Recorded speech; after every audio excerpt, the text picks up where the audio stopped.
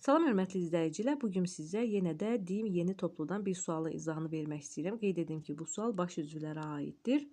Xəbəri sifətlə ifadə olunmuş hansı cümlə yalnız baş üzvlərdən ibarətdir? Burada bizdə iki xüsusiyyət soruşulur. Birincisi deyilir ki, xəbər sifət olsun, həm də deyilir ki, cümlə yalnız baş üzvlərdən ibarət olsun. Biz daha sürətlə işləmək üçün, daha rahat tapmaq üçün əvvəlcə xəbərlərə baxaq, sifət olmayanları çıxaraq.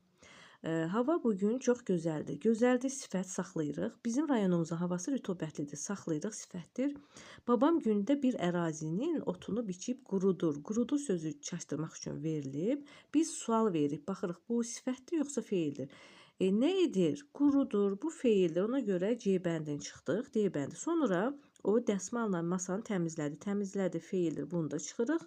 Və Y bəndi axşamüstü gün çıxdı. Nə etdi? Torpaq qurudu. Yenə qurudu sözü var. Nə etdi? İkisi də feildə çıxdıq. Artıq bizim iki cavabımız qaldı.